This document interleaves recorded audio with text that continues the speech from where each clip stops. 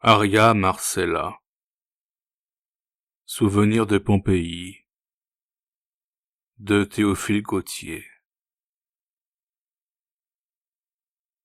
Trois jeunes gens, trois amis, qui avaient fait ensemble le voyage d'Italie, visitaient l'année dernière le musée des Studi à Naples, où l'on a réuni les différents objets antiques exhumés des fouilles de Pompéi et d'Herculanum. Ils s'étaient répandus à travers les salles et regardaient les mosaïques, les bronzes, les fresques détachées des murs de la ville morte, selon que leur caprice les éparpillait. Et quand l'un d'eux avait fait une rencontre curieuse, il appelait ses compagnons avec des cris de joie, au grand scandale des Anglais taciturnes et des bourgeois posés, occupés à feuilleter leurs livrets. Mais le plus jeune des trois, arrêté devant une vitrine, paraissait ne pas entendre les exclamations de ses camarades. Absorbé qu'il était dans une contemplation profonde. Ce qu'il examinait avec tant d'attention, c'était un morceau de cendre noire, coagulé, portant une empreinte creuse. On eût dit un fragment de moule de statue, brisé par la fonte. L'œil exercé d'un artiste y eût aisément reconnu la coupe d'un sein admirable et d'un flanc, aussi pur de style que celui d'une statue grecque. L'on sait, et le moindre guide du voyageur vous l'indique, que cette lave refroidie autour du corps d'une femme en a gardé le contour charmant. Grâce au caprice de l'éruption qui a détruit 4 villes, cette noble forme, tombée en poussière depuis 2000 ans, bientôt, est parvenue jusqu'à nous. La rondeur d'une gorge a traversé les siècles, lorsque tant d'empires disparus n'ont pas laissé de traces. Ce cachet de beauté posé par le hasard sur la scorie d'un volcan ne s'est pas effacé. Voyant qu'il s'obstinait dans sa contemplation, les deux amis d'Octavien revinrent vers lui, et Max, en le touchant à l'épaule, le fit tressaillir comme un homme surpris dans son secret. Évidemment, Octavien n'avait entendu venir ni Max, ni Fabio. « Allons, Octavien, dit Max, ne t'arrête pas ainsi des heures entières à chaque armoire, où nous allons manquer l'heure du chemin de fer, et nous ne verrons pas Pompéi aujourd'hui. » « Que regarde donc le camarade ?» ajouta Fabio, qui s'était rapproché. « Ah, l'empreinte trouvée dans la maison d'Arius Diomédès !» Et il jeta sur Octavien un coup d'œil rapide et singulier. Octavien rougit faiblement, prit le bras de Max, et la visite s'acheva sans autre incident. En sortant des Studi, les trois amis montèrent dans un corricolo et se firent mener à la station du chemin de fer.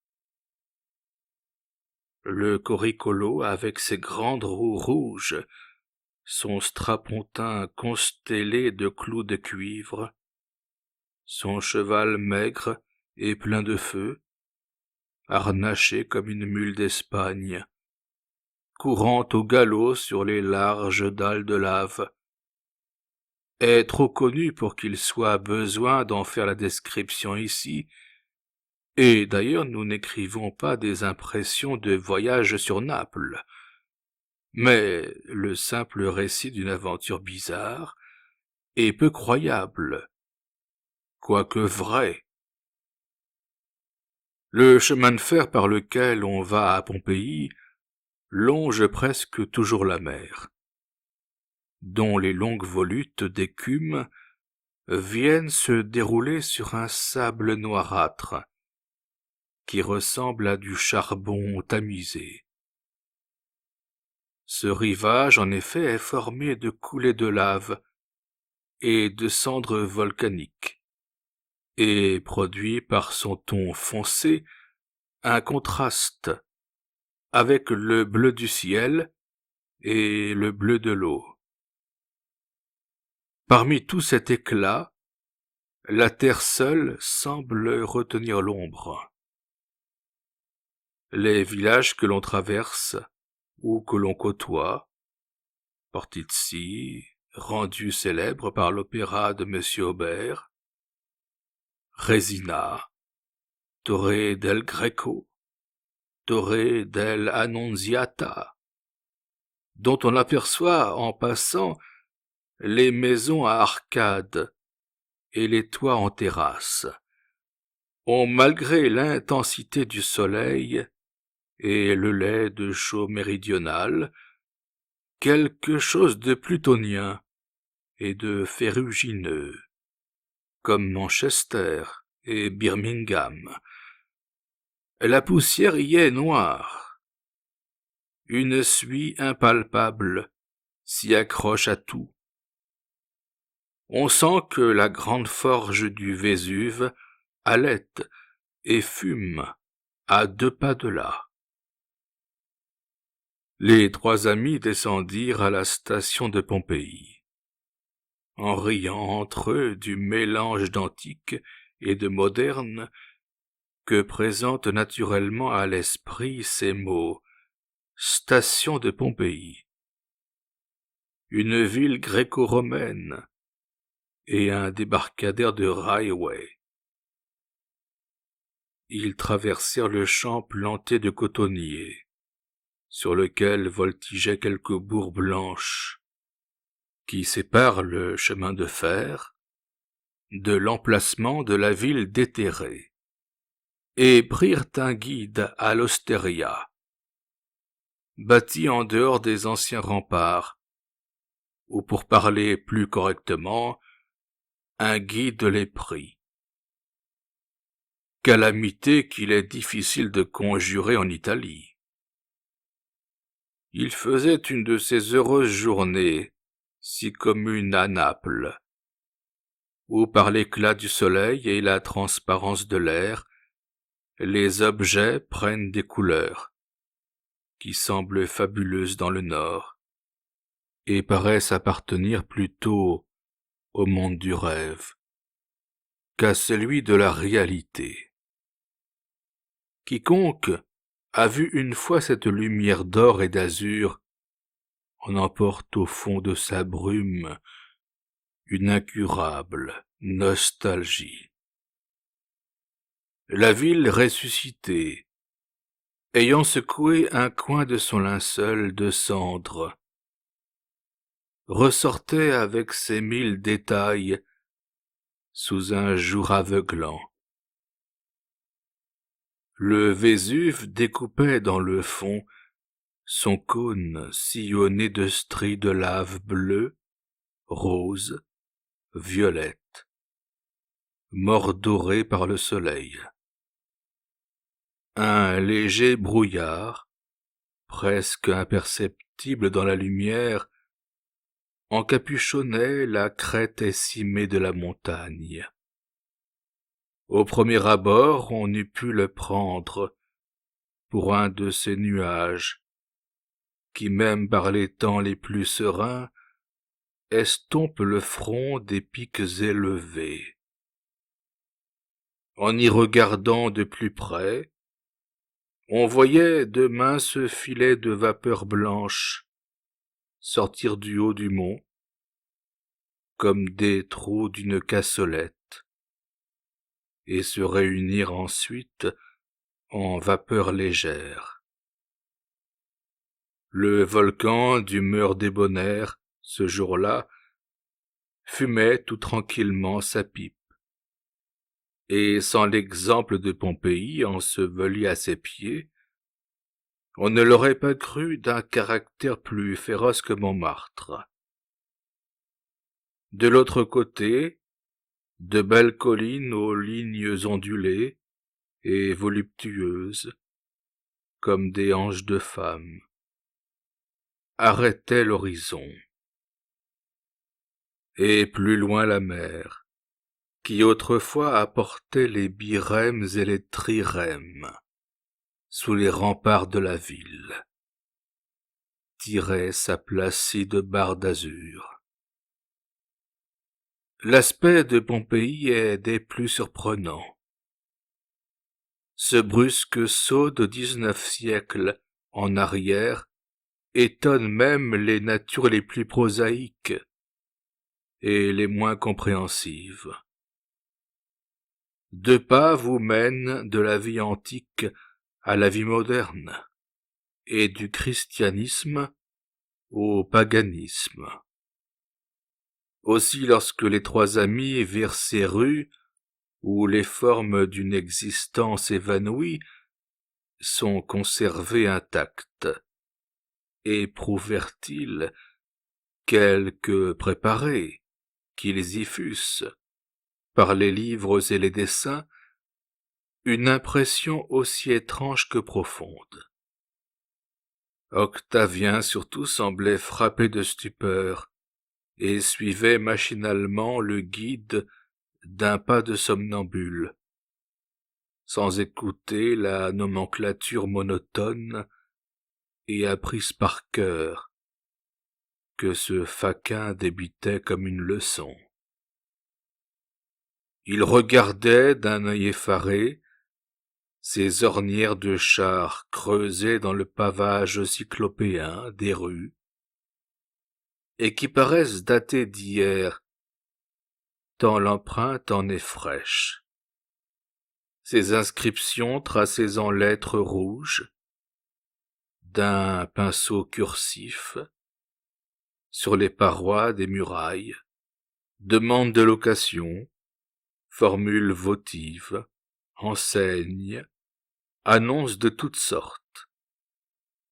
Curieuses, comme le serait dans 2000 ans, pour les peuples inconnus de l'avenir, un pan de mur de Paris, retrouvé avec ses affiches et ses placards, ces maisons aux toits effondrés, laissant pénétrer d'un coup d'œil tous ces mystères d'intérieur, tous ces détails domestiques que négligent les historiens, et dont les civilisations emportent le secret avec elles.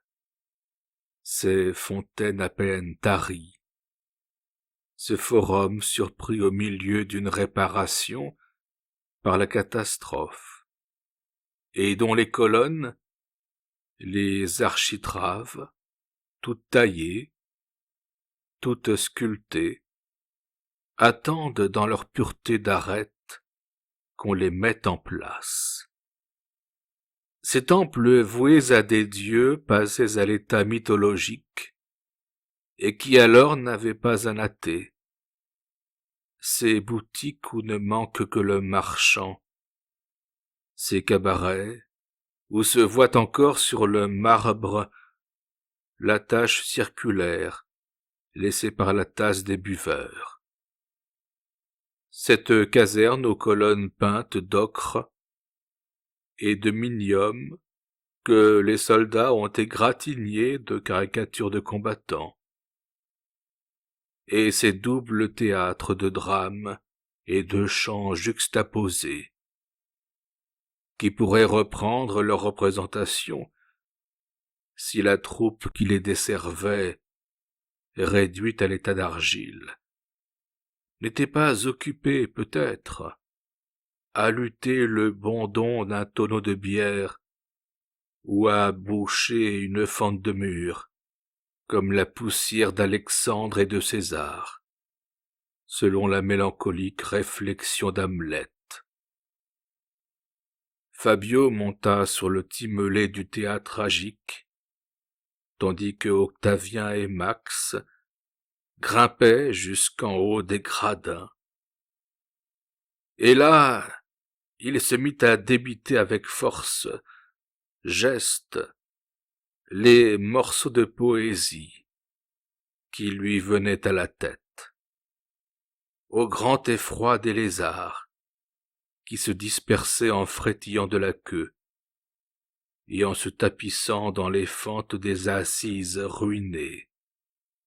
Et quoique les vases d'airain ou de terre, destinés à répercuter les sons, n'existassent plus, sa voix n'en résonnait pas moins pleine et vibrante.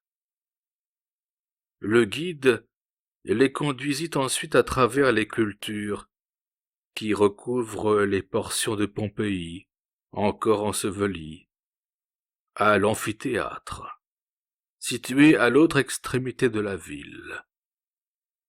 Ils marchèrent sous ces arbres dont les racines plongent dans les toits des édifices enterrés, en disjoignent les tuiles, en fendent les plafonds, en disloquent les colonnes, et passèrent par ces champs où de vulgaires légumes fructifient sur des merveilles d'art, matérielles images de l'oubli que le temps déploie sur les plus belles choses.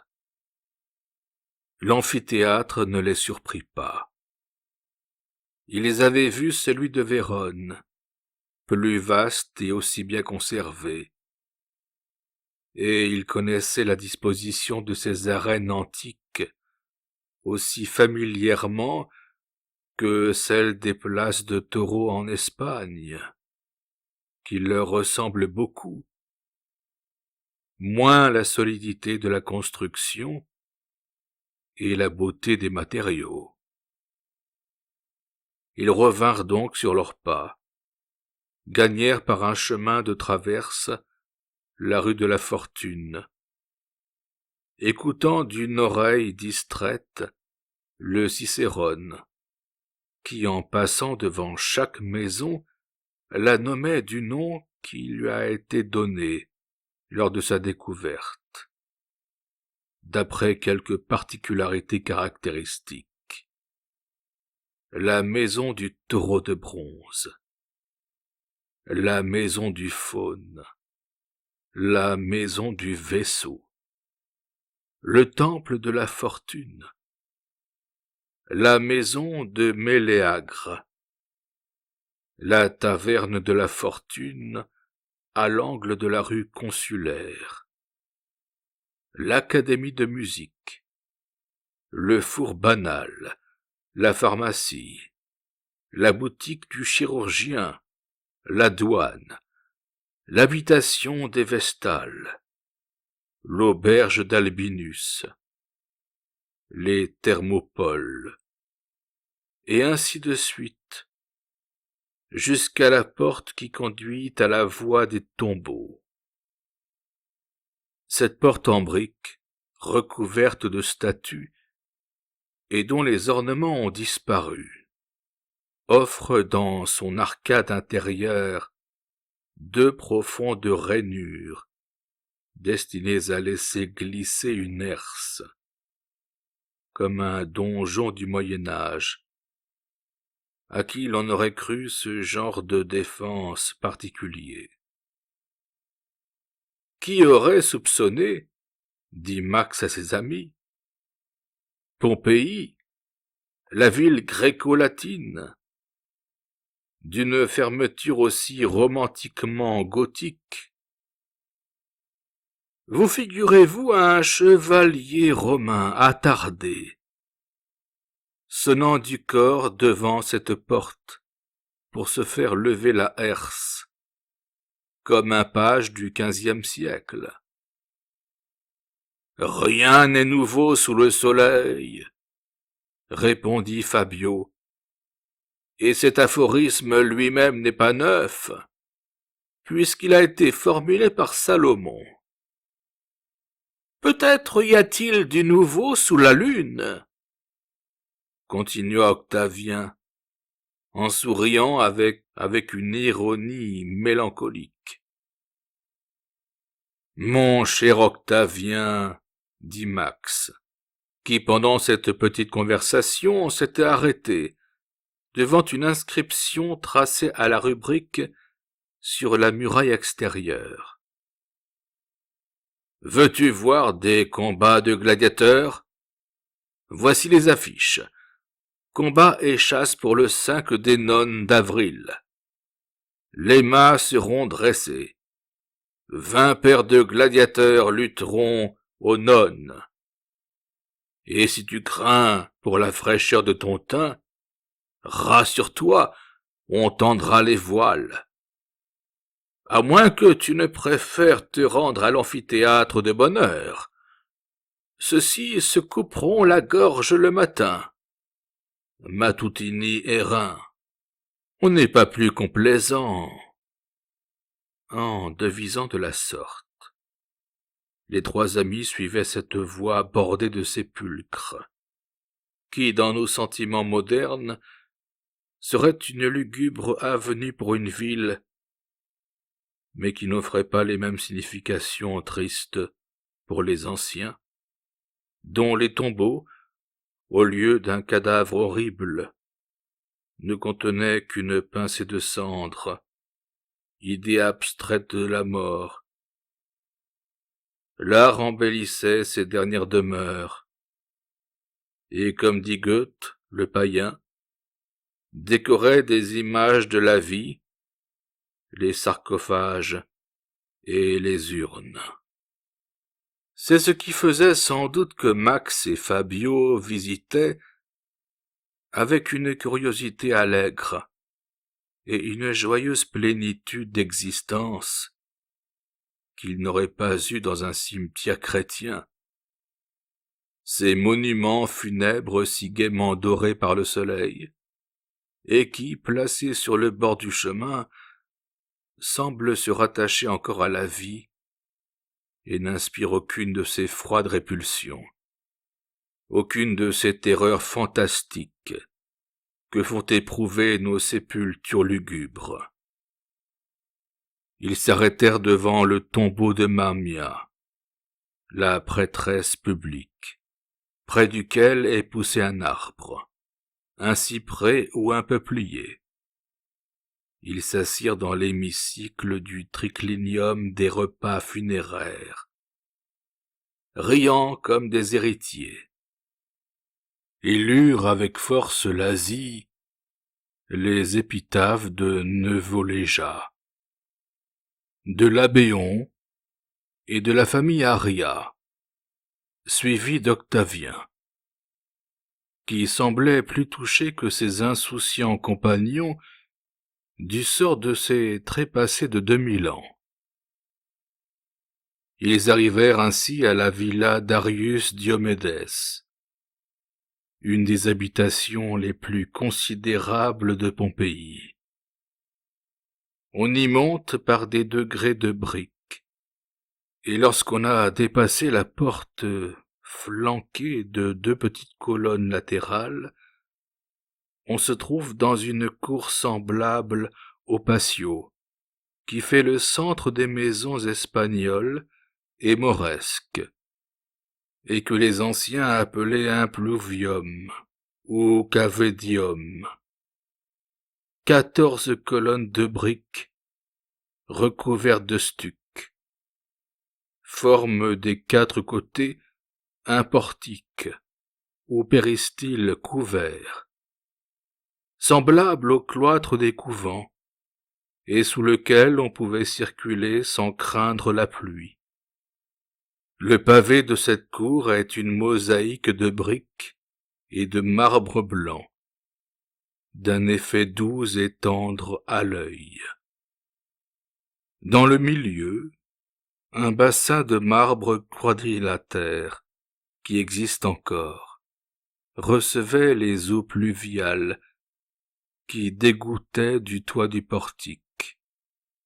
Cela produit un singulier effet d'entrer ainsi dans la vie antique et de fouler avec des bottes vernies des marbres usés par les sandales et les cothurnes des contemporains d'Auguste et de Tibère. Le Cicérone les promena dans l'Exèdre, ou salon d'été, ouvert du côté de la mer, pour en aspirer les fraîches brises. C'était là qu'on recevait et qu'on faisait la sieste pendant les heures brûlantes, quand soufflait ce grand zéphyr africain chargé de langueurs et d'orages. Il les fit entrer dans la basilique, longue galerie à jour, qui donne de la lumière aux appartements, et où les visiteurs et les clients attendaient que le nomenclateur les appelât. Il les conduisit ensuite sur la terrasse de marbre blanc, d'où la vue s'étend sur les jardins verts et sur la mer bleue. Puis il leur fit voir le nymphéum, ou salle de bain, avec ses murailles peintes en jaune, ses colonnes de stuc, son pavé de mosaïque et sa cuve de marbre, qui reçut tant de corps charmants, évanouis comme des ombres.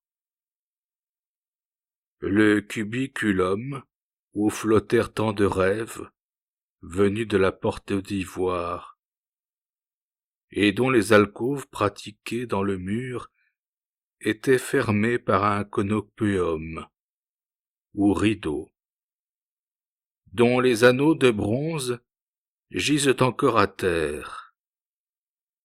Le tétrastyle, ou salle de récréation, la chapelle des dieux l'art, le cabinet des archives, la bibliothèque, le musée des tableaux, le gynécée ou appartement des femmes, composé de petites chambres en partie ruinées, dont les parois conservent des traces de peinture et d'arabesques, comme des joues dont on a mal essuyé le fard.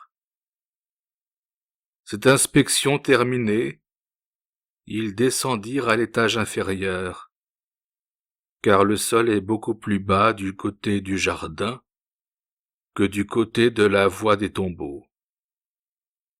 Ils traversèrent 8 salles peintes en rouge antique, dont l'une est creusée de niches architecturales, comme on en voit au vestibule de la salle des ambassadeurs, à l'Alhambra, et ils arrivèrent enfin à une espèce de cave ou de cellier, dont la destination était clairement indiquée par 8 amphores d'argile dressées contre le mur, et qui avaient dû être parfumées de vin de Crète, de Falerne et de Massique, comme des eaux de Doras.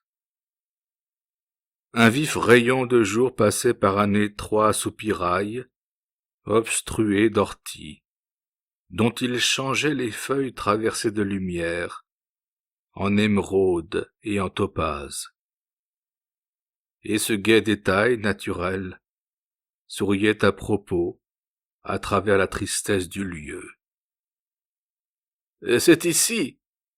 dit le Cicérone de sa voix nonchalante, dont le ton s'accordait à peine avec le sens des paroles que l'on trouva parmi 17 squelettes, celui de la dame dont l'empreinte se voit au musée de Naples.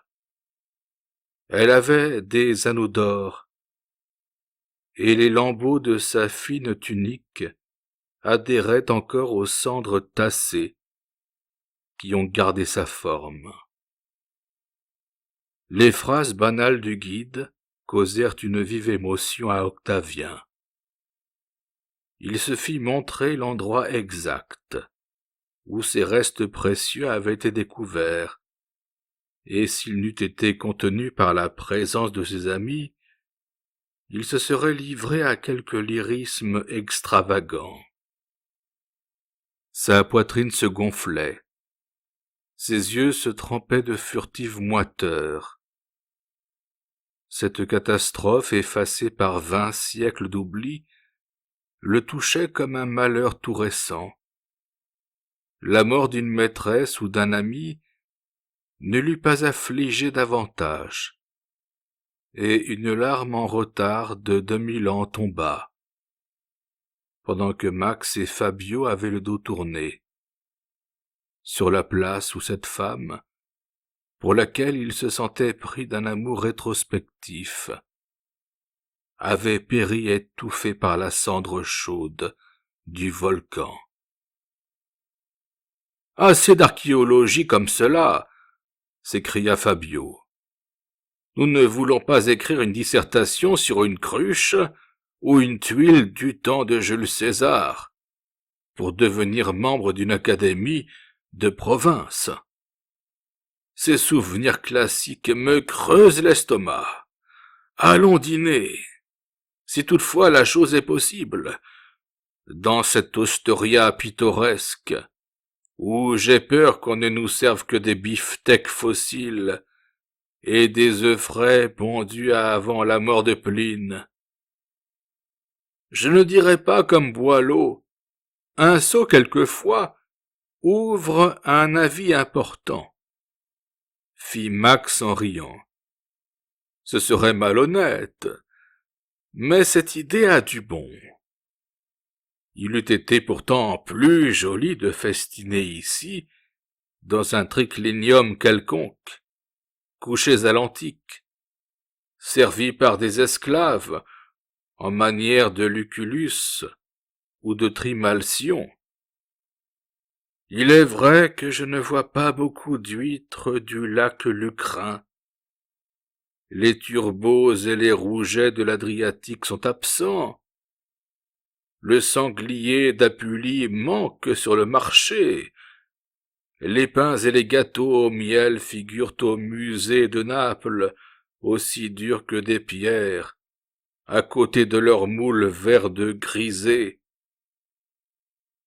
Le macaroni cru, saupoudré de caciocavallo, et quoiqu'il soit détestable, vaut encore mieux que le néant.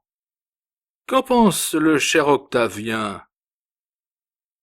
Octavien, qui regrettait fort de ne pas s'être trouvé à Pompéi, le jour de l'éruption du Vésuve, pour sauver la dame aux anneaux d'or, et mériter ainsi son amour, n'avait pas entendu une phrase de cette conversation gastronomique.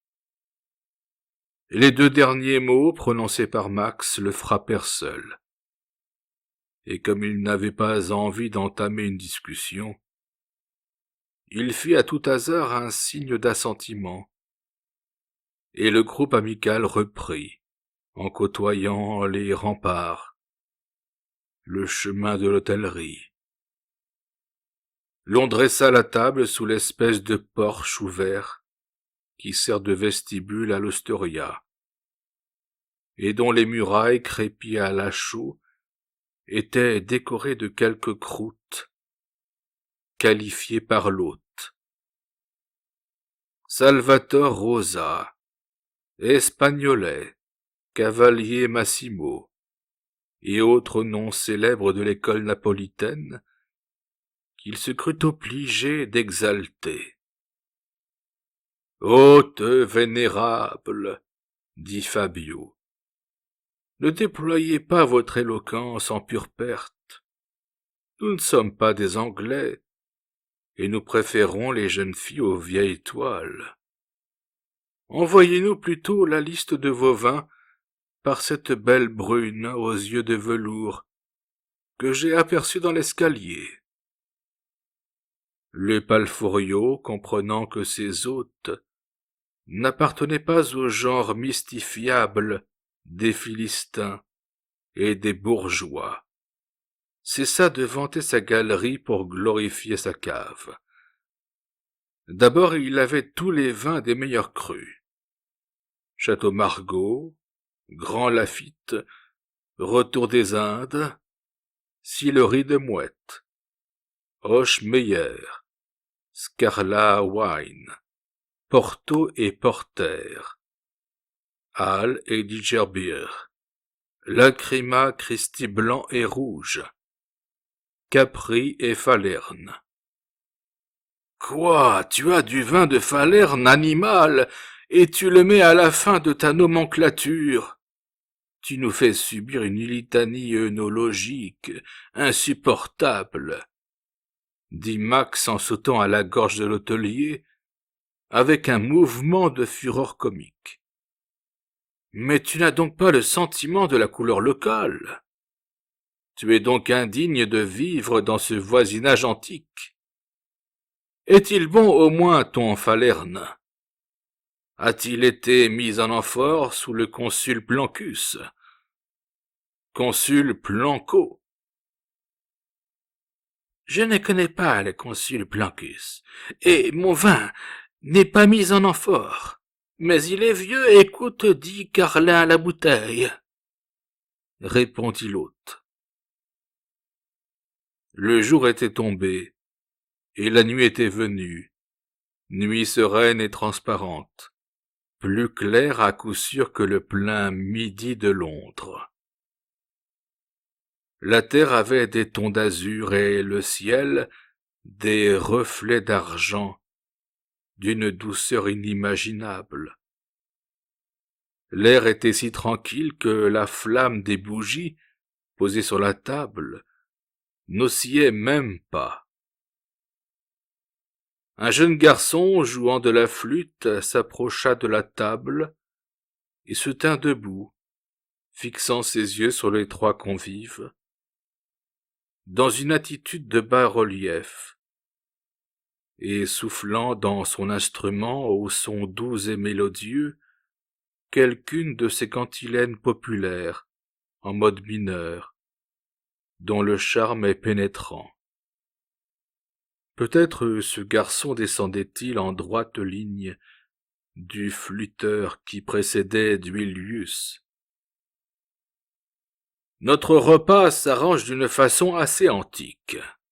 Il ne nous manque que des danseuses gaditanes et des couronnes de lierre, dit Fabio, en se versant une large rasade de vin de Falerne. Je me sens en veine de faire des citations latines comme un feuilleton des débats. Il me revient des strophes d'Aude, ajouta Max. Garde-les pour toi, s'écrièrent Octavien et Fabio, justement alarmés. Rien n'est indigeste comme le latin à table. La conversation entre jeunes gens, qui, le cigare à la bouche, le coude sur la table, regardent un certain nombre de flacons vidés, surtout lorsque le vin est capiteux, ne tarde pas à tourner sur les femmes. Chacun exposa son système, dont voici à peu près le résumé. Fabio ne faisait cas que de la beauté et de la jeunesse. Voluptueux et positif. Il ne se payait pas d'illusions et n'avait en amour aucun préjugé. Une paysanne lui plaisait autant qu'une duchesse, pourvu qu'elle fût belle. Le corps le touchait plus que la robe. Il riait beaucoup de certains de ses amis amoureux de quelques mètres de soie et de dentelle, et disait qu'il serait plus logique d'être épris d'un étalage de marchands de nouveautés. Ses opinions, fort raisonnables au fond, et qu'il ne cachait pas, le faisaient passer pour un homme excentrique. Max, moins artiste que Fabio, n'aimait lui que les entreprises difficiles, que les intrigues compliquées. Il cherchait des résistances à vaincre, des vertus à séduire, et conduisait l'amour comme une partie d'échecs, avec des coups médités longtemps, des effets suspendus, des surprises et des stratagèmes dignes de Polybe. Dans un salon, la femme qui paraissait avoir le moins de sympathie à son endroit était celle qu'il choisissait pour but de ses attaques. La faire passer de l'aversion à l'amour par des transitions habiles était pour lui un plaisir délicieux. S'imposer aux âmes qui le repoussaient, mater les volontés rebelles à son ascendant, lui semblait le plus doux des triomphes. Comme certains chasseurs qui courent les champs, les bois et les plaines par la pluie, le soleil et la neige, avec des fatigues excessives et une ardeur que rien ne rebute, pour un maigre gibier que les 3/4 du temps il dédaigne de manger. Max, la proie atteinte, ne s'en souciait plus, et se remettait en quête presque aussitôt. Pour Octavien, il avouait que la réalité ne le séduisait guère. Non qu'il fît des rêves de collégien tout pétris de lys et de roses, comme un madrigal de Desmoustiers.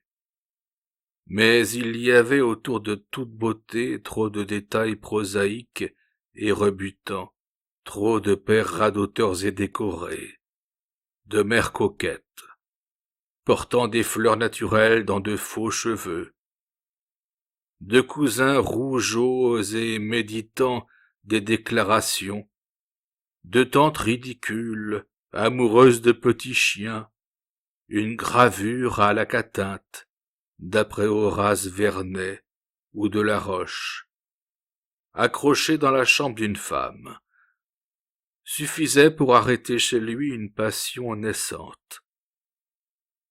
Plus poétique encore qu'amoureux, il demandait une terrasse de l'Isola Bella, sur le lac Majeur, par un beau clair de lune, pour encadrer un rendez-vous.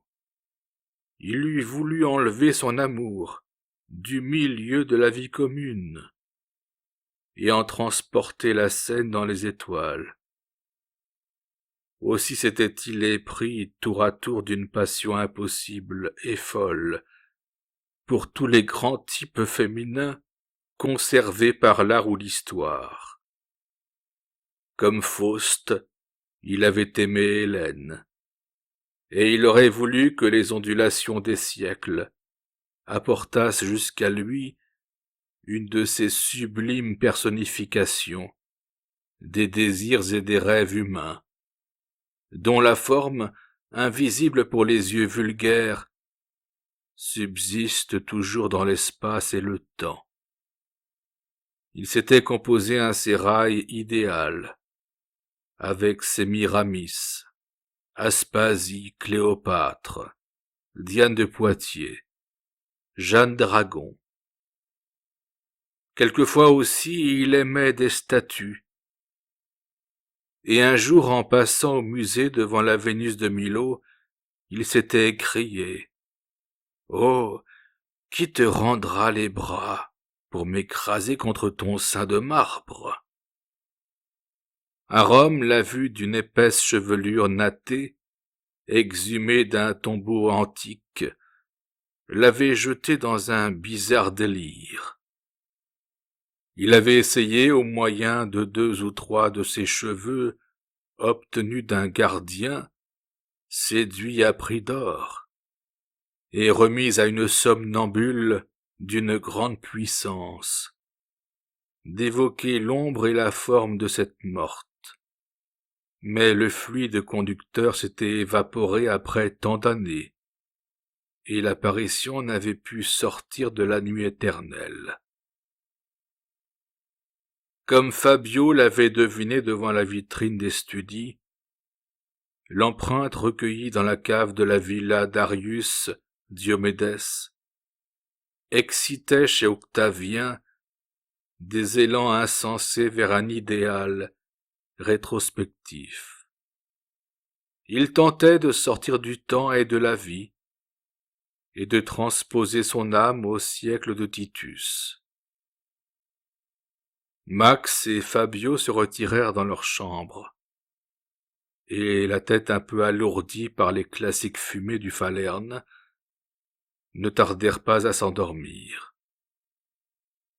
Octavien, qui avait souvent laissé son verre plein devant lui, ne voulant pas troubler par une ivresse grossière l'ivresse poétique qui bouillonnait dans son cerveau, sentit à l'agitation de ses nerfs que le sommeil ne lui viendrait pas, et sortit de l'osteria à pas lents pour rafraîchir son front et calmer sa pensée à l'air de la nuit. Ses pieds, sans qu'il en eût conscience, le portèrent à l'entrée par laquelle on pénètre dans la ville morte. Il déplaça la barre de bois qui la ferme et s'engagea au hasard dans les décombres.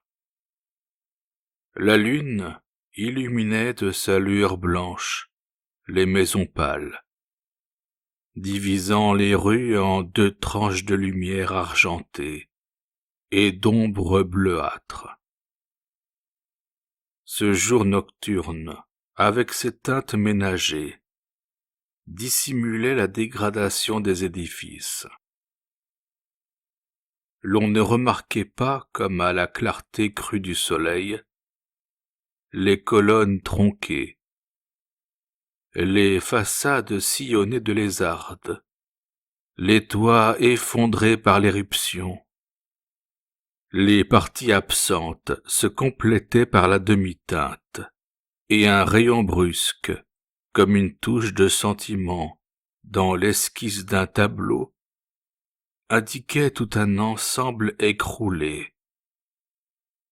Les génies taciturnes de la nuit semblaient avoir réparé la cité fossile pour quelque représentation d'une vie fantastique. Quelquefois même Octavien crut voir se glisser de vagues formes humaines dans l'ombre. Mais elles s'évanouissaient dès qu'elles atteignaient la portion éclairée. De sourds chuchotements, une rumeur indéfinie, voltigeait dans le silence. Notre promeneur les attribua d'abord à quelques papillonnements de ses yeux, à quelques bourdonnements de ses oreilles.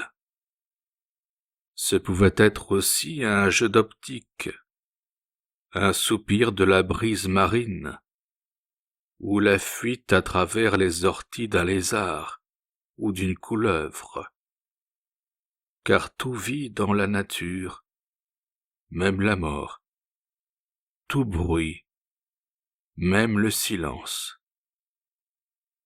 Cependant, il éprouvait une espèce d'angoisse involontaire, un léger frisson, qui pouvait être causé par l'air froid de la nuit, et faisait frémir sa peau. Il retourna 2 ou 3 fois la tête. Il ne se sentait plus seul comme tout à l'heure, dans la ville déserte. Ses camarades avaient-ils eu la même idée que lui? Et le cherchaient-ils à travers ces ruines? Ces formes entrevues, ces bruits indistincts de pas. Étaient-ce Max et Fabio marchant et causant, et disparus à l'angle d'un carrefour? Cette explication toute naturelle, Octavien comprenait à son trouble qu'elle n'était pas vraie, et les raisonnements qu'il faisait là-dessus, à part lui, ne le convainquaient pas. La solitude et l'ombre s'étaient peuplées d'êtres invisibles qu'il dérangeait. Il tombait au milieu d'un mystère, et l'on semblait attendre qu'il fût parti pour commencer. Telles étaient les idées extravagantes qui lui traversaient la cervelle, et qui prenaient beaucoup de vraisemblance de l'heure, du lieu, et de 1000 détails alarmants, que comprendront ceux qui se sont trouvés de nuit dans quelque vaste ruine. En passant devant une maison qu'il avait remarquée pendant le jour, et sur laquelle la lune donnait en plein, il vit dans un état d'intégrité parfaite un portique dont il avait cherché à rétablir l'ordonnance. 4 colonnes d'ordre dorique, cannelées jusqu'à mi-hauteur, et le fut enveloppé comme d'une draperie pourpre, d'une teinte de minium, soutenait une simèse coloriée, d'ornements polychromes, que le décorateur semblait avoir achevé hier. Sur la paroi latérale de la porte, un molosse de Laconie, exécuté à l'encaustique, et accompagné de l'inscription sacramentelle Cave Canem, aboyait à la lune et aux visiteurs, avec une fureur peinte. Sur le seuil de mosaïque, le mot Ave, en lettres osques et latines, saluait les hôtes de ces syllabes amicales.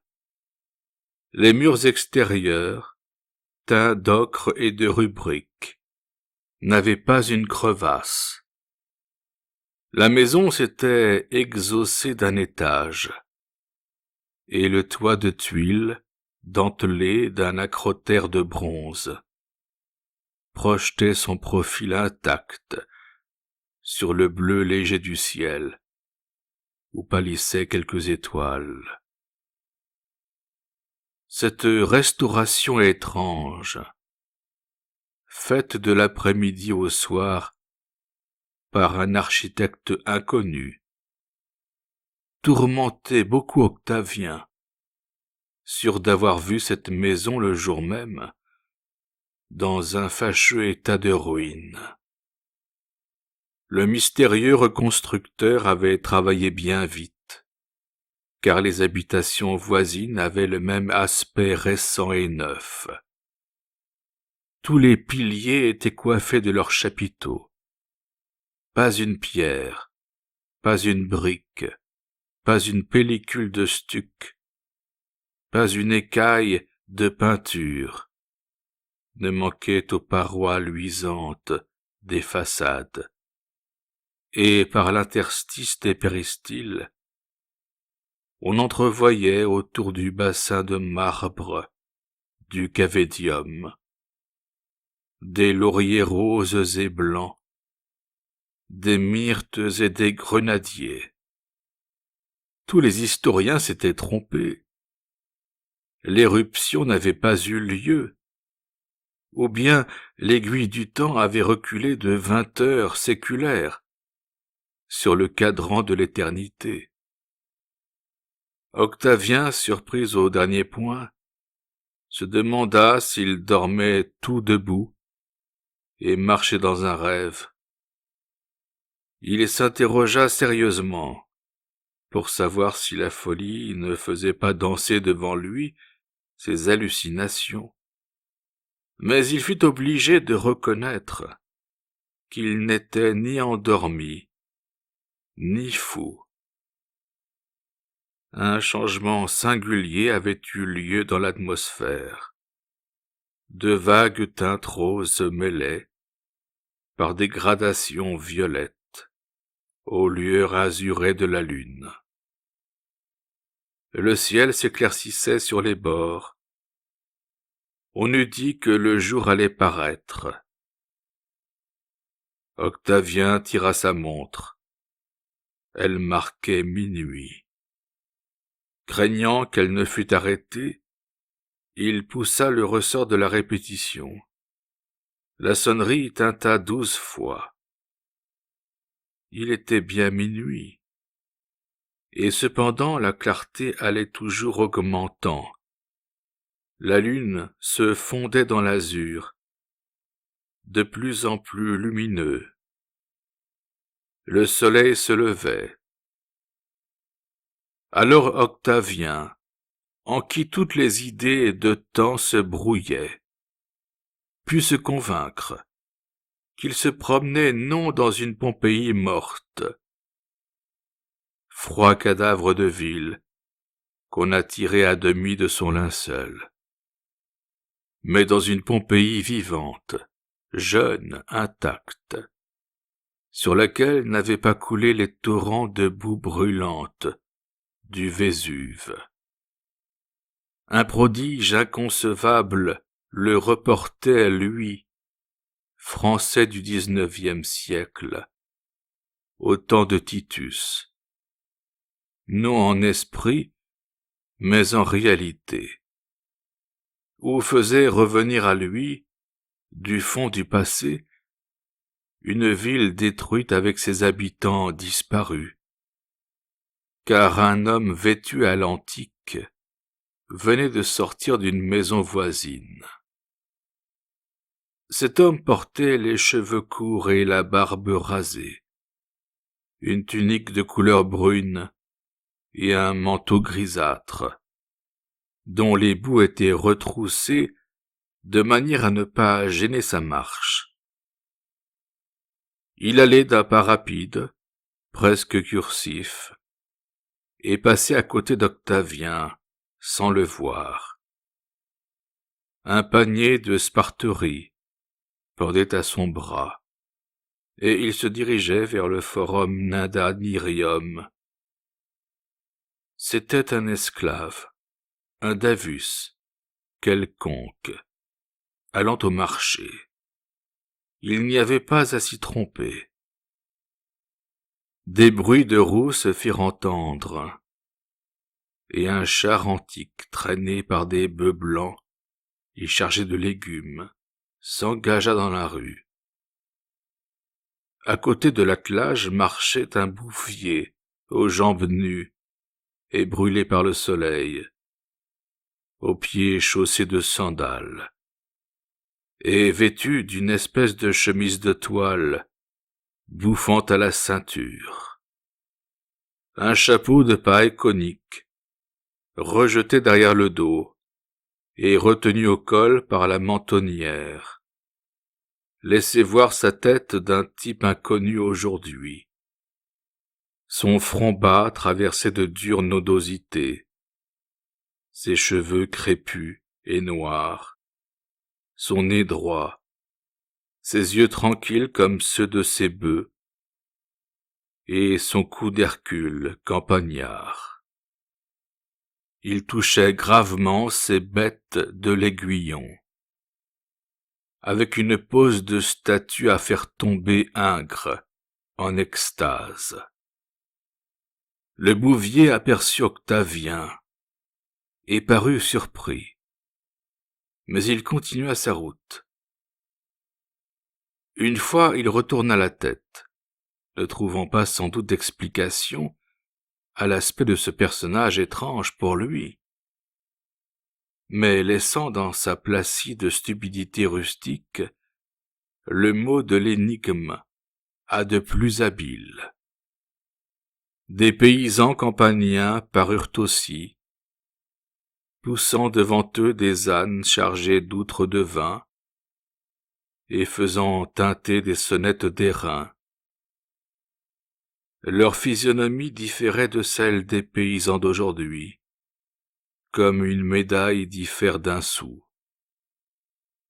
La ville se peuplait graduellement comme un de ces tableaux de diorama, d'abord désert, et qu'un changement d'éclairage anime de personnages invisibles jusque-là. Les sentiments qu'éprouvait Octavien avaient changé de nature. Tout à l'heure, dans l'ombre trompeuse de la nuit, il était en proie à ce malaise, dont les braves ne se défendent pas. Au milieu de circonstances inquiétantes et fantastiques, que la raison ne peut expliquer. Sa vague terreur s'était changée en stupéfaction profonde.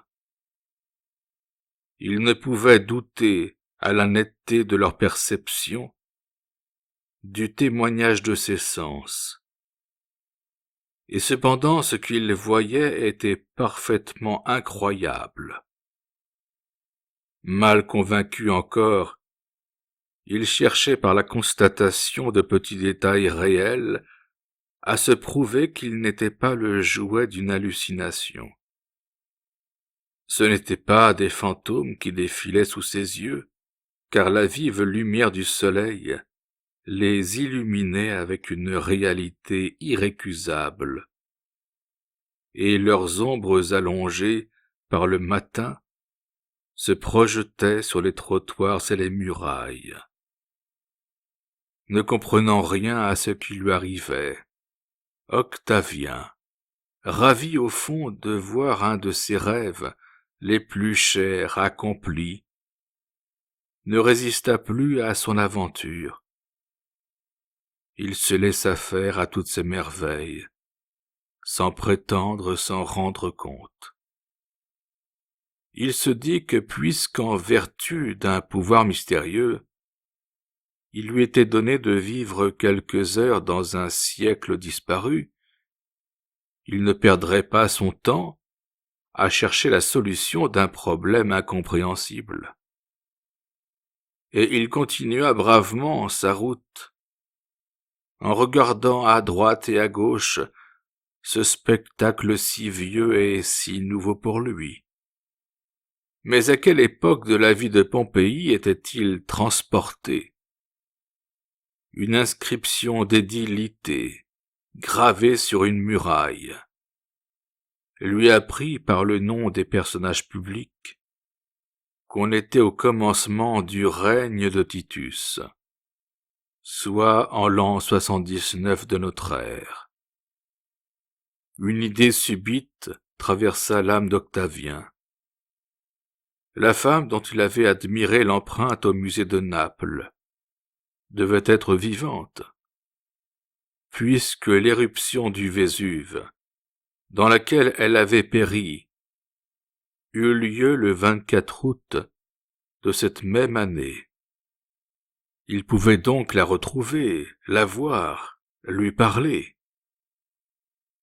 Le désir fou qu'il avait ressenti à l'aspect de cette cendre moulée sur des contours divins allait peut-être se satisfaire, car rien ne devait être impossible à un amour qui avait eu la force de faire reculer le temps et passer 2 fois la même heure dans le sablier de l'éternité.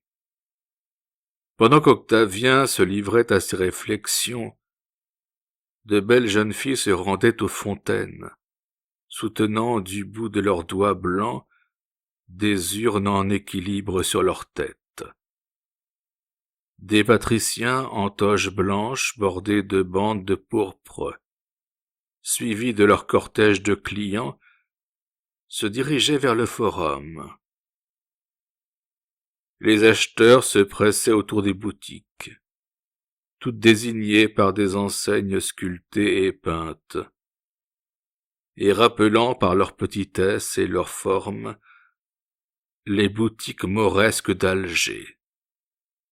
Au-dessus de la plupart de ces échoppes, un glorieux phallus de terre cuite, colorié, et l'inscription Hic habita felicitas témoignait de précautions superstitieuses contre le mauvais œil. Octavien remarqua même une boutique d'amulettes, dont l'étalage était chargé de cornes, de branches de corail bifurquées, et de petits priapes en or, comme on en trouve encore à Naples aujourd'hui, pour se préserver de la jettature. Et il se dit qu'une superstition durait plus qu'une religion. En suivant le trottoir qui borde chaque rue de Pompéi, et enlève ainsi aux Anglais la confortabilité de cette invention, Octavien se trouva face à face avec un beau jeune homme, de son âge à peu près, vêtu d'une tunique couleur de safran et drapé d'un manteau de fine laine blanche, souple comme du cachemire. La vue d'Octavien, coiffé de l'affreux chapeau moderne, sanglé dans une mesquine redingote noire, les jambes emprisonnées dans un pantalon, les pieds pincés par des bottes luisantes, parut surprendre le jeune Pompéien, comme nous étonnerait sur le boulevard de Gand un Yehoé ou un Botocudo avec ses plumes, ses colliers de griffes d'ours et ses tatouages baroques. Cependant, comme c'était un jeune homme bien élevé, il n'éclata pas de rire au nez d'Octavien, et prenant en pitié ce pauvre barbare égaré dans cette ville gréco-romaine, il lui dit d'une voix accentuée et douce: « Advena salve ». Rien n'était plus naturel qu'un habitant de Pompéi, sous le règne du divin empereur Titus, très puissant et très auguste, s'exprima en latin. Et pourtant, Octavien tressaillit en entendant cette langue morte dans une bouche vivante. C'est alors qu'il se félicita d'avoir été fort en thème et remporté des prix au concours général. Le latin enseigné par l'université lui servit en cette occasion unique, et rappelant en lui ses souvenirs de classe, il répondit au salut du Pompéien, en style de viris, illustribus, et de selacte et profanis, d'une façon suffisamment intelligible, mais avec un accent parisien qui fit sourire le jeune homme. « Il te sera peut-être plus facile de parler grec, » dit le Pompéien. « Je sais aussi cette langue, car j'ai fait mes études à Athènes. »« Je sais encore moins de grec que de latin, » répondit Octavien. « Je suis du pays des Gaulois, de Paris, de Lutèce. »« Je connais ce pays. Mon aïeul a fait la guerre dans les Gaules, sous le grand Jules César. Mais quel étrange costume portes-tu? Les Gaulois que j'ai vus à Rome n'étaient pas habillés ainsi. » Octavien entreprit de faire comprendre au jeune Pompéien que 20 siècles s'étaient écoulés depuis la conquête de la Gaule par Jules César, et que la mode avait pu changer. Mais il y perdit son latin, et à vrai dire, ce n'était pas grand-chose. « Je me nomme Rufus Solconius, et ma maison est la tienne, » dit le jeune homme, « à moins que tu ne préfères la liberté de la taverne. On est bien à l'auberge d'Albinus, près de la porte du faubourg d'Augustus Félix, et à l'hôtellerie de Sarinus, fils de Publius, près de la 2e tour. Mais si tu veux, je te servirai de guide dans cette ville inconnue pour toi. Tu me plais, jeune barbare, quoique tu aies essayé de te jouer de ma crédulité, en prétendant que l'empereur Titus, qui règne aujourd'hui, était mort depuis 2000 ans, et que le Nazaréen, dont les infâmes sectateurs, enduits de poix, ont éclairé les jardins de Néron, trône seul en maître dans le ciel désert, d'où les grands dieux sont tombés. Par Pollux, ajouta-t-il, en jetant les yeux sur une inscription rouge, tracée à l'angle d'une rue. Tu arrives à propos, l'on donne la Casina de Plaute, récemment remise au théâtre. C'est une curieuse et bouffonne comédie qui t'amusera. Donc comprendrais-tu que la pantomime? Suis-moi, c'est bientôt l'heure. Je te ferai placer au banc des hôtes et des étrangers. Et Rufus Olconius se dirigea du côté du petit théâtre comique que les trois amis avaient visité dans la journée. Le Français et le citoyen de Pompéi prirent les rues de la Fontaine d'Abondance, des théâtres, longèrent le collège et le temple d'Isis, l'atelier du statuaire, et entrèrent dans l'Odéon, ou théâtre comique, par un vomitoire latéral. Grâce à la recommandation d'Olconius, Octavien fut placé près du prosénium, un endroit qui répondrait à nos baignoires d'avant-scène. Tous les regards se tournèrent aussitôt vers lui, avec une curiosité bienveillante, et un léger susurrement courut dans l'amphithéâtre. La pièce n'était pas encore commencée. Octavien en profita pour regarder la salle. Les gradins demi-circulaires, terminés de chaque côté par une magnifique patte de lion sculptée en lave du Vésuve, partaient en s'élargissant d'un espace vide correspondant à un autre parterre, mais beaucoup plus restreint et pavé d'une mosaïque de marbre grec.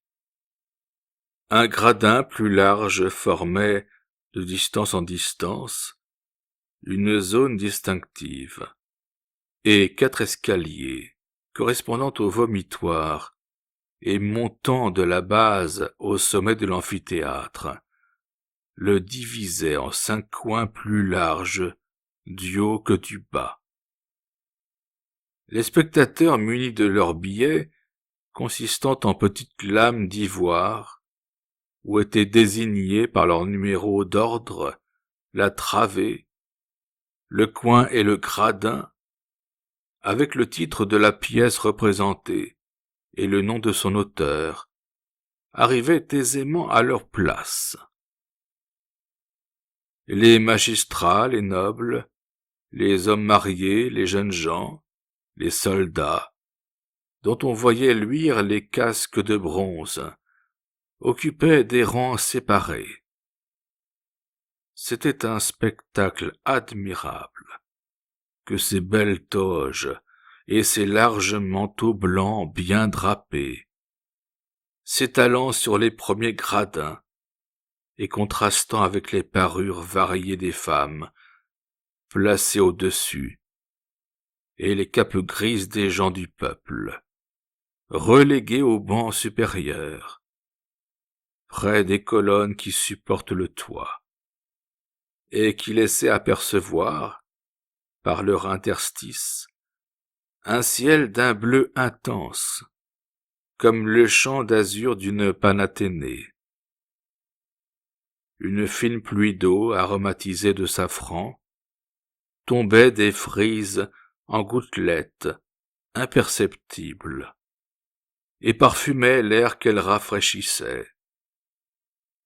Octavien pensa aux émanations fétides qui vicient l'atmosphère de nos théâtres, si incommodes qu'on peut les considérer comme des lieux de torture, et il trouva que la civilisation n'avait pas beaucoup marché.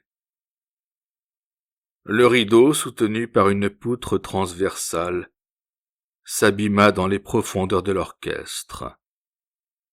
Les musiciens s'installèrent dans leurs tribunes, et le prologue parut vêtu grotesquement, et la tête coiffée d'un masque difforme, adapté comme un casque. Le prologue, après avoir salué l'assistance et demandé les applaudissements, commença une argumentation bouffonne. « Les vieilles pièces, disait-il, étaient comme le vin qui gagne avec les années. Et la casina, chère aux vieillards, ne devait pas moins l'être aux jeunes gens. Tous pouvaient y prendre plaisir, les uns parce qu'ils la connaissaient, les autres parce qu'ils ne la connaissaient pas. La pièce avait été du reste remise avec soin, et il fallait l'écouter l'âme libre de tout souci, sans penser à ses dettes, ni à ses créanciers, car on n'arrête pas au théâtre. C'était un jour heureux. Il faisait beau, et les alcyons planaient sur le forum. Puis il fit une analyse de la comédie que les acteurs allaient représenter, avec un détail qui prouve que la surprise entrait pour peu de choses dans le plaisir que les anciens prenaient au théâtre. Il raconta comment le vieillard Stalino, amoureux de sa belle esclave Casina, veut la marier à son fermier Olympio, époux complaisant qu'il remplacera dans la nuit des noces, et comment Lycostrata, la femme de Stalino, pour contrecarrer la luxure de son vicieux mari, veut unir Casina à l'écuyer Chalinus, dans l'idée de favoriser les amours de son fils. Enfin, la manière dont Stalino, mystifié, prend un jeune esclave déguisé pour Cassina, qui, reconnu libre et de naissance ingénue, épouse le jeune maître qu'elle aime et dont elle est aimée. Le jeune Français regardait distraitement les acteurs, avec leurs masques aux bouches de bronze, s'évertuer sur la scène. Les esclaves couraient çà et là pour simuler l'empressement. Le vieillard hochait la tête et tendait ses mains tremblantes. La matrone, le verbe haut, l'air revêche et dédaigneux, se carrait dans son importance et querellait son mari au grand amusement de la salle. Tous ces personnages entraient et sortaient par 3 portes, pratiquées dans le mur du fond, et communiquant au foyer des acteurs. La maison de Stalino occupait un coin du théâtre, et celle de son vieil ami Alcésimus lui faisait face. Ces décorations, quoique très bien peintes, étaient plutôt représentatives de l'idée d'un lieu que du lieu lui-même, comme les coulisses vagues du théâtre classique. Quand la pompe nuptiale conduisant la fausse Cassina fit son entrée sur la scène, un immense éclat de rire, comme celui qu'Homère attribue aux dieux, circula sur tous les bancs de l'amphithéâtre, et des tonnerres d'applaudissements firent vibrer les échos de l'enceinte. Mais Octavien n'écoutait plus et ne regardait plus. Dans la travée des femmes, il venait d'apercevoir une créature d'une beauté merveilleuse. À dater de ce moment, les charmants visages qui avaient attiré son œil s'éclipsèrent comme les étoiles devant Phébé. Tout s'évanouit, tout disparut comme dans un songe. Un brouillard estompa les gradins fourmillant de monde, et la voix criarde des acteurs semblait se perdre dans un éloignement infini. Il avait reçu au cœur comme une commotion électrique,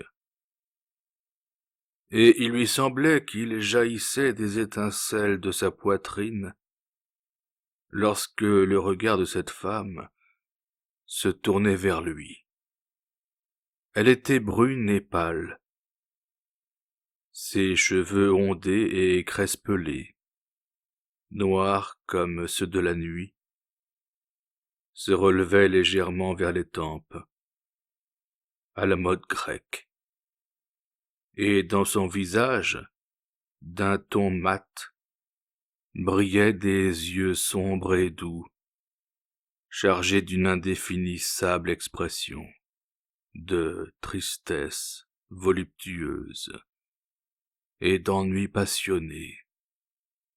Sa bouche, dédaigneusement arquée à ses coins, protestait par l'ardeur vivace de sa pourpre enflammée contre la blancheur tranquille du masque.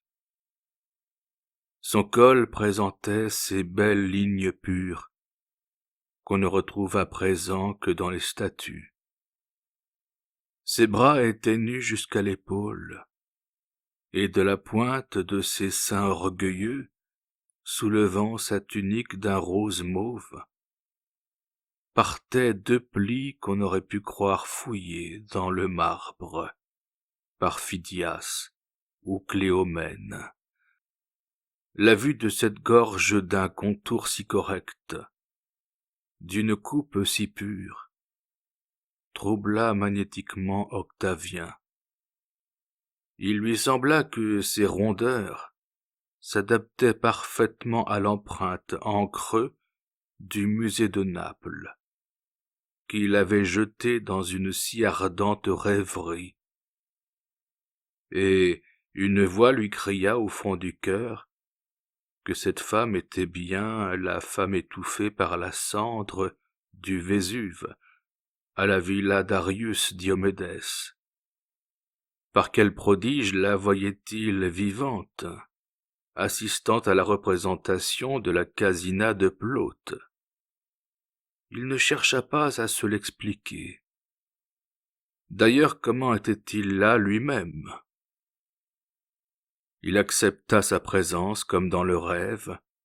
On admet l'intervention de personnes mortes depuis longtemps et qui agissent pourtant avec les apparences de la vie. D'ailleurs, son émotion ne lui permettait aucun raisonnement. Pour lui, la roue du temps était sortie de son ornière, et son désir vainqueur choisissait sa place parmi les siècles écoulés. Il se trouvait face à face avec sa chimère, une des plus insaisissables, une chimère rétrospective. Sa vie se remplissait d'un seul coup. En regardant cette tête si calme et si passionnée, si froide et si ardente, si morte et si vivace, il comprit qu'il avait devant lui son premier et son dernier amour, sa coupe d'ivresse suprême. Il sentit s'évanouir comme des ombres légères les souvenirs de toutes les femmes qu'il avait cru aimer, et son âme redevenir vierge de toute émotion antérieure. Le passé disparut. Cependant la belle Pompéienne, le menton appuyé sur la paume de la main, lançait sur Octavien, tout en ayant l'air de s'occuper de la scène, le regard velouté de ses yeux nocturnes. Et ce regard lui arrivait lourd et brûlant, comme un jet de plomb fondu. Puis elle se pencha vers l'oreille d'une fille assise à son côté. La représentation s'acheva. La foule s'écoula par les vomitoires. Octavien, dédaignant les bons offices de son guide Olconius, s'élança par la première sortie qui s'offrit à ses pas. À peine eut-il atteint la porte qu'une main se posa sur son bras, et qu'une voix féminine lui dit d'un ton bas, mais de manière à ce qu'il ne perdît pas un mot. « Je suis Tiché, Novoléja, commise au plaisir d'Aria Marcella, fille d'Arius Diomédès. Ma maîtresse vous aime, suivez-moi. » Aria Marcella venait de monter sur sa litière, portée par 4 forts esclaves syriens nus jusqu'à la ceinture, et faisant miroiter au soleil leurs torses de bronze. Le rideau de la litière s'entr'ouvrit, et une main pâle étoilée de bagues fit un signe amical à Octavien, comme pour confirmer les paroles de la suivante. Le pli de pourpre retomba, et la litière s'éloigna au pas cadencé des esclaves. Tiché fit passer Octavien par des chemins détournés, coupant les rues en posant légèrement le pied sur les pierres espacées qui relient les trottoirs et entre lesquelles roulent les roues des chars, et se dirigeant à travers le dédale avec la précision que donne la familiarité d'une ville. Octavien remarqua qu'il franchissait des quartiers de Pompéi que les fouilles n'ont pas découverts, et qui lui étaient en conséquence complètement inconnus. Cette circonstance étrange parmi tant d'autres ne l'étonna pas. Il était décidé à ne s'étonner de rien. Dans toute cette fantasmagorie archaïque qui eût fait devenir un antiquaire fou de bonheur, il ne voyait plus que l'œil noir et profond d'Aria Marcella, et cette gorge superbe victorieuse des siècles, et que la destruction même a voulu conserver.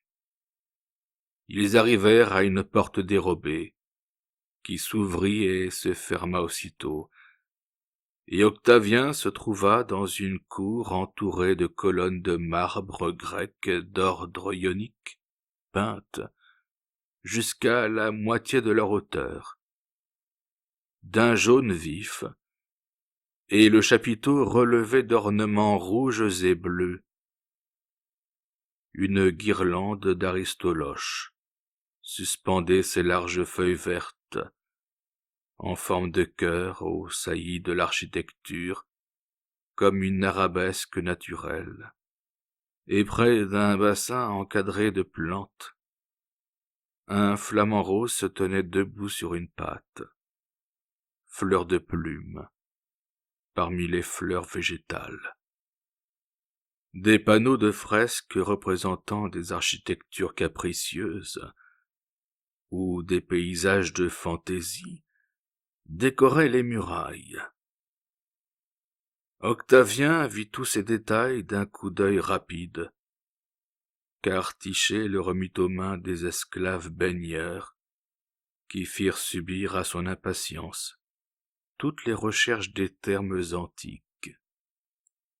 Après avoir passé par les différents degrés de chaleur vaporisée, supporté le racloir du strigilaire, senti ruisseler sur lui les cosmétiques et les huiles parfumées, il fut revêtu d'une tunique blanche et retrouva à l'autre porte Tiché, qui lui prit la main et le conduisit dans une autre salle extrêmement ornée. Sur le plafond était peint, avec une pureté de dessin, un éclat de coloris et une liberté de touche qui sentait le grand maître, et non plus le simple décorateur à l'adresse vulgaire. Mars, Vénus et l'amour.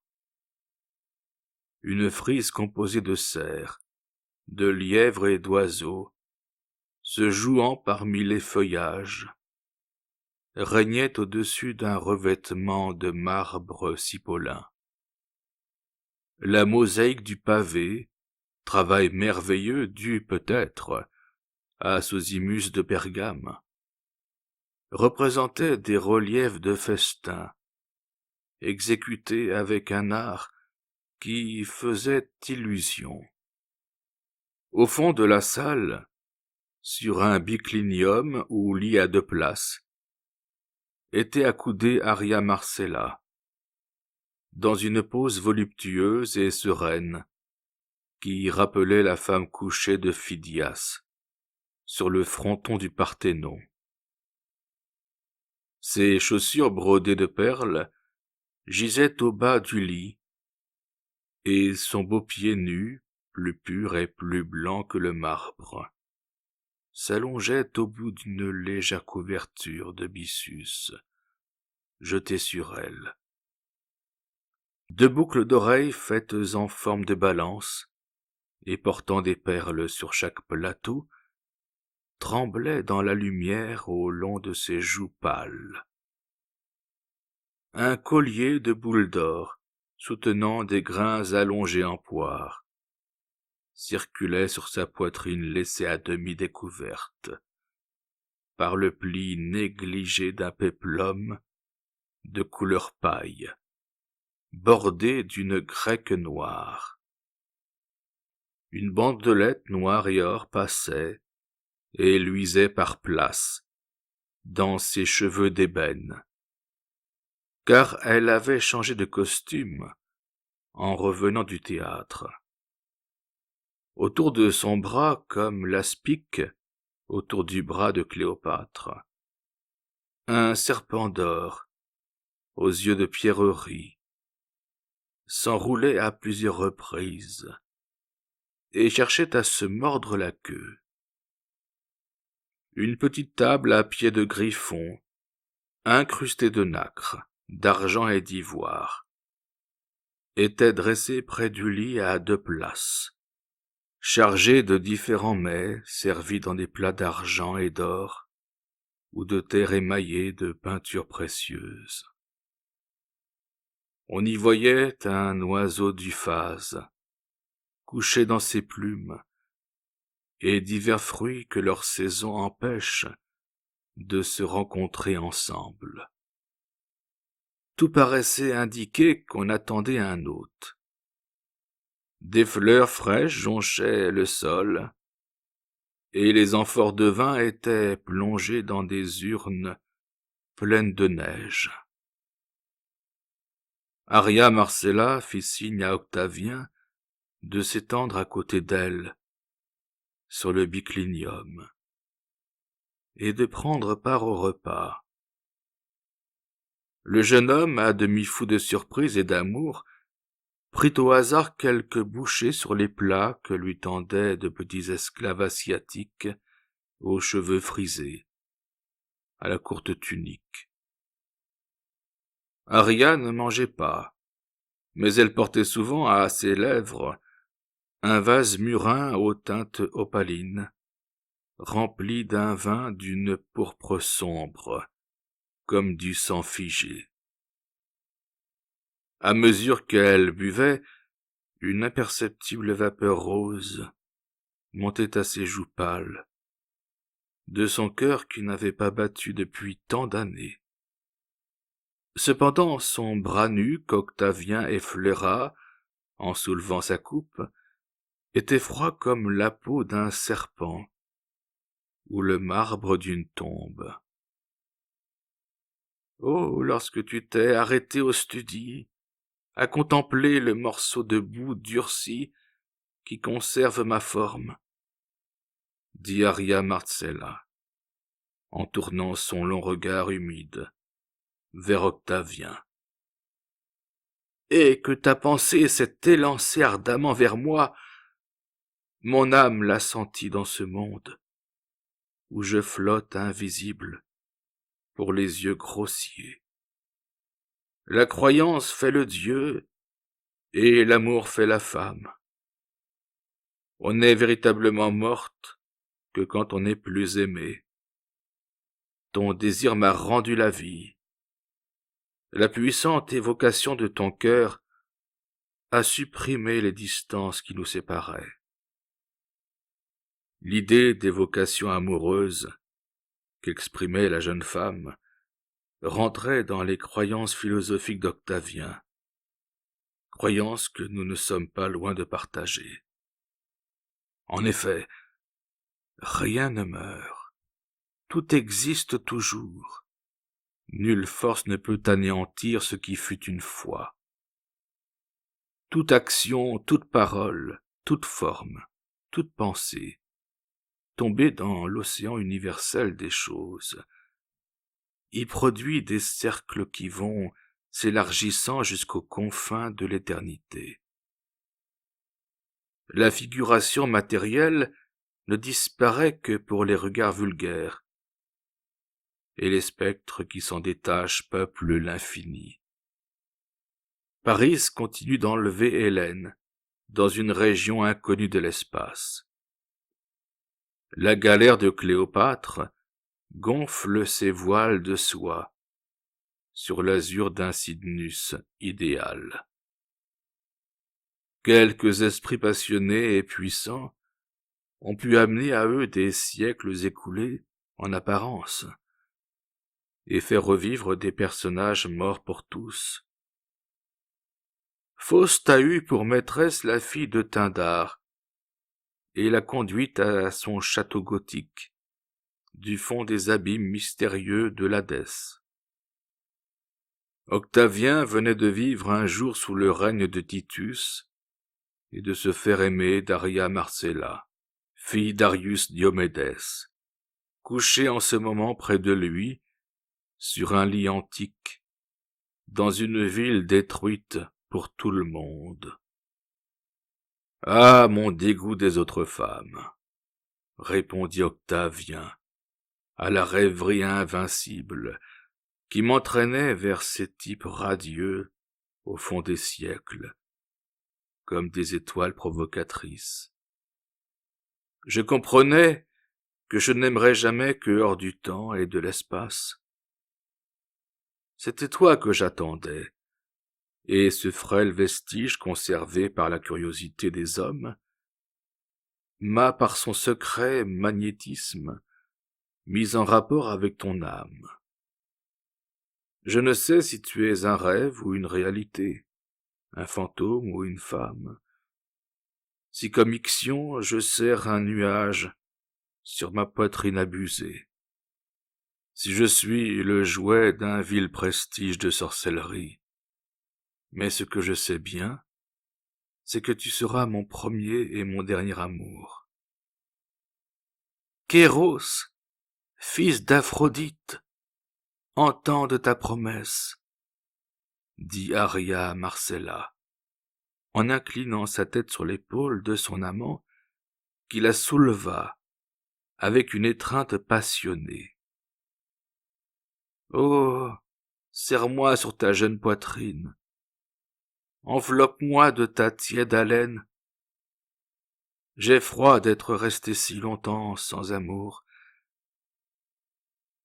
Et contre son cœur, Octavien sentait s'élever et s'abaisser ce beau sein, dont le matin même il admirait le moule à travers la vitre d'une armoire de musée.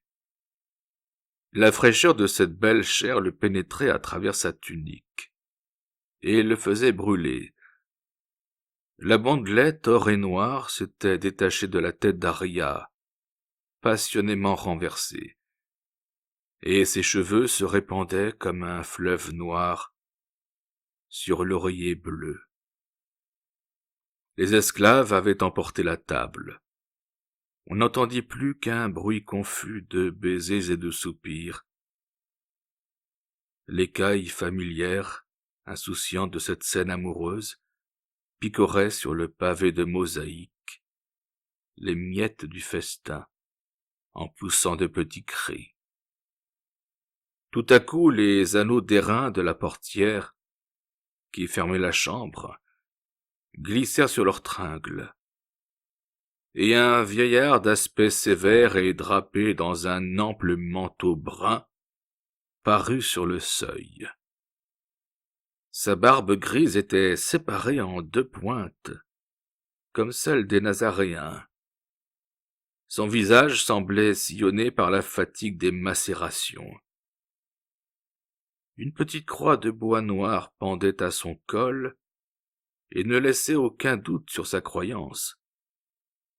Il appartenait à la secte, toute récente alors, des disciples du Christ.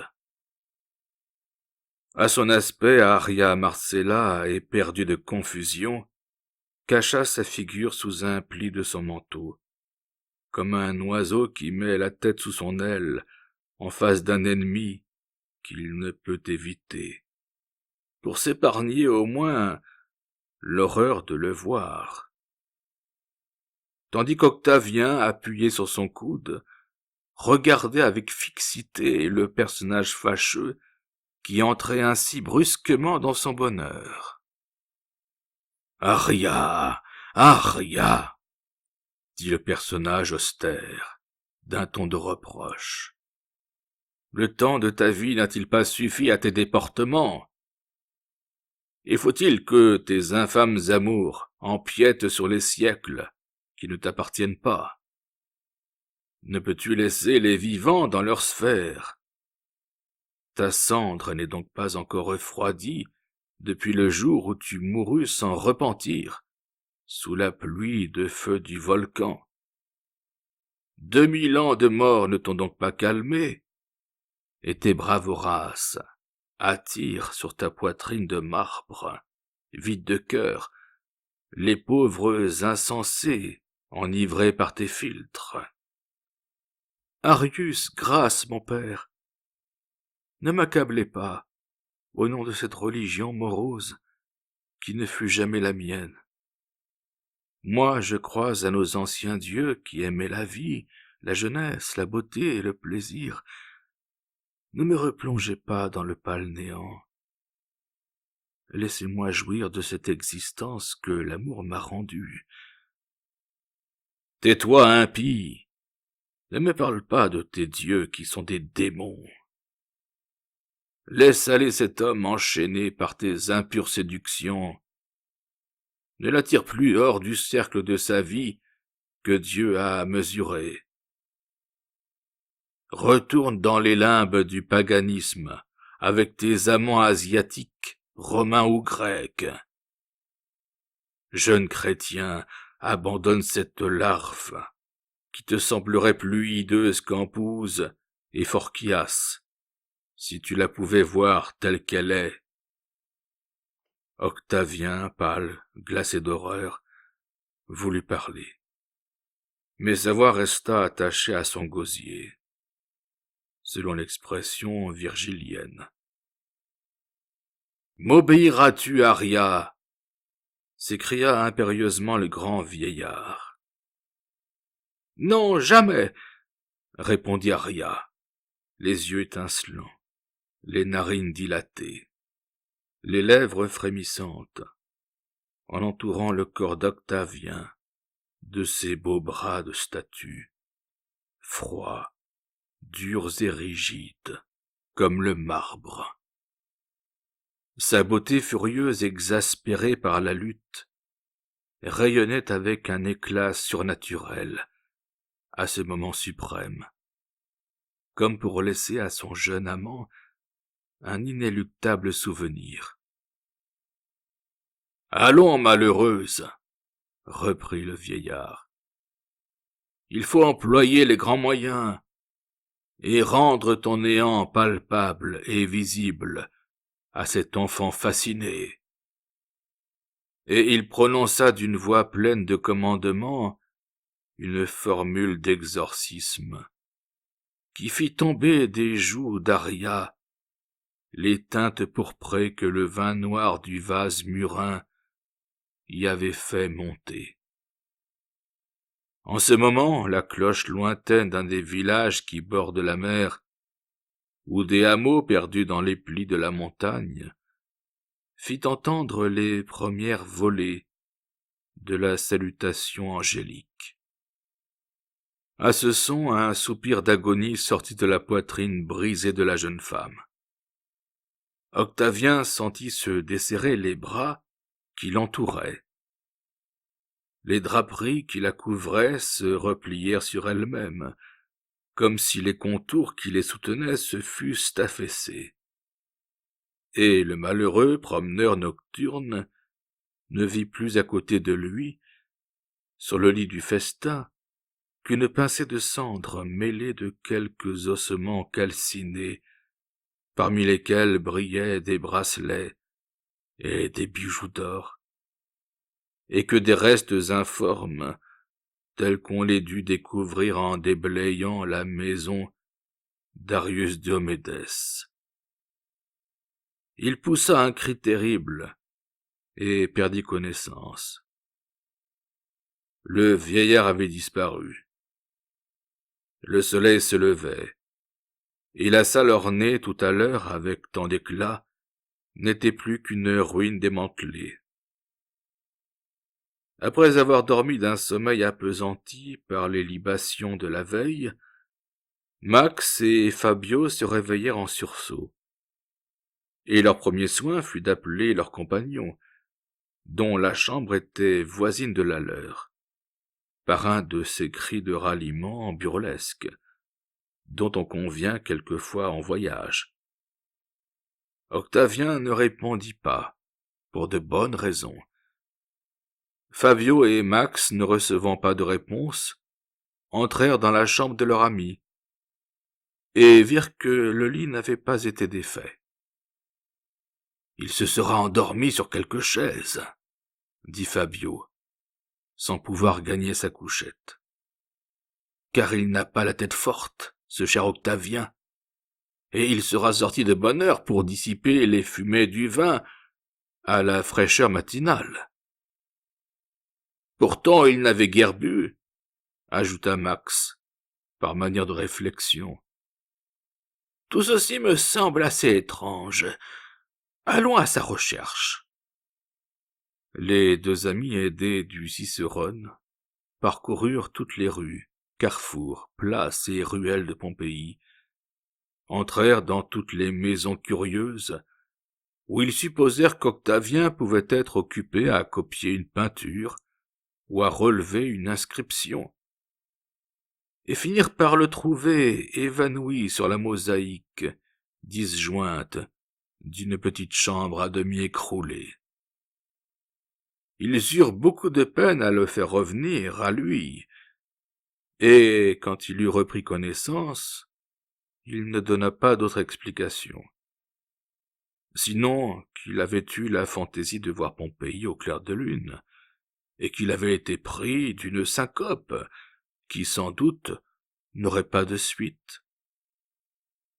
La petite bande retourna à Naples par le chemin de fer, comme elle était venue, et le soir, dans leur loge à San Carlo, Max et Fabio regardaient à grand renfort de jumelles sautiller dans un ballet, sur les traces d'Amalia Ferraris, la danseuse alors en vogue, un essaim de nymphes culottées sous leurs jupes de gaze, d'un affreux caleçon vert monstre, qui les faisait ressembler à des grenouilles piquées de la tarentule. Octavien, pâle, les yeux troubles, le maintien accablé, ne paraissait pas se douter de ce qui se passait sur la scène, tant, après les merveilleuses aventures de la nuit, il avait peine à reprendre le sentiment de la vie réelle. À dater de cette visite à Pompéi, Octavien fut en proie à une mélancolie morne, que la bonne humeur et les plaisanteries de ses compagnons aggravaient plutôt qu'elles ne la soulageaient.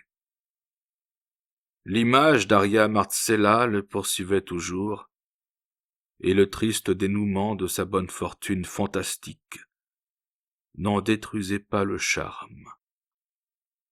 N'y pouvant plus tenir, il retourna secrètement à Pompéi, et se promena comme la première fois, dans les ruines, au clair de lune, le cœur palpitant d'un espoir insensé. Mais l'hallucination ne se renouvela pas. Il ne vit que des lézards fuyant sur les pierres. Il n'entendit que des piaulements d'oiseaux de nuit effrayés. Il ne rencontra plus son ami Rufus Olconius. Tyché ne vint pas lui mettre sa main fluette sur le bras. Arria Marcella resta obstinément dans la poussière. En désespoir de cause, Octavien s'est marié dernièrement à une jeune et charmante Anglaise, qui est folle de lui. Il est parfait pour sa femme. Cependant, Hélène, avec cet instinct du cœur que rien ne trompe, sent que son mari est amoureux d'une autre. Mais de qui? C'est ce que l'espionnage le plus actif n'a pu lui apprendre.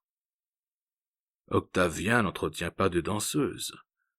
Dans le monde, il n'adresse aux femmes que des galanteries banales.